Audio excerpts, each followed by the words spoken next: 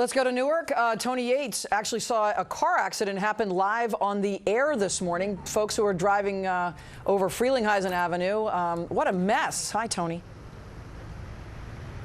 Hi, Michelle. Yeah, it was an incredible mess. And you know what? We are not even in the spot that we were earlier this morning. We're actually a few blocks up the street where, if you see behind me, there's still a whole lot of flooding up here. So while we were down a few blocks down talking about other flooding that had blocked the roads, there was this huge mess up here. It was so bad in this area, which is near Meeker and Noble Streets, that police had this place shut down for a while, and still they're having problems. Police left probably about 45 minutes ago because the flooding seems to be subsiding a little bit. But as you see right now, people are still trying to gauge whether or not they think they can drive through. Some people are driving through, others are backing up like you saw those first two cars do. So what they're going to do probably is just move out of the way, let the big 18-wheeler come out.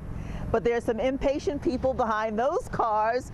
You can see them going around, and so everybody's kind of trying to figure out how they're going to navigate this area of the flooded road or not, which makes it still pretty dangerous to be out here in some of these flooded areas. Now, the worst that we saw this morning was just one block west of where we are. That's Meeker and Elizabeth Avenue, where they actually had to do some water rescues. I heard you guys talking about it a little bit earlier.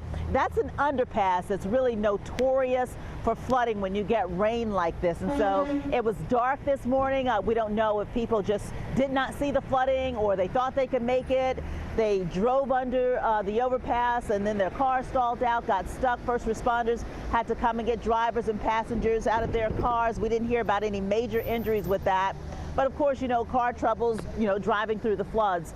So it's still going on right now. The floods do seem to be receding. Like I said, police have left this area and drivers are deciding whether they're going to go through or not. But we haven't seen anybody get stuck at this point.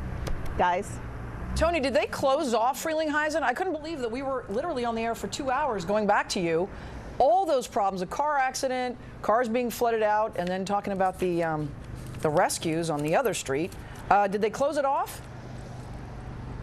Well, they closed off Meeker because you absolutely couldn't get through, which caused traffic snarls because they blocked the areas that were flooded, but they didn't entirely close the street off. They were still letting people go through if they wanted to try it.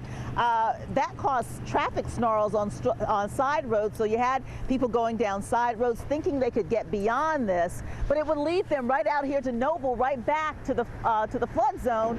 So we were on the back street telling people, no, don't come this way because you're going to get stuck in the floods. And so they were making U-turns to go back to where they came from. It was just really frustrating for a lot of people.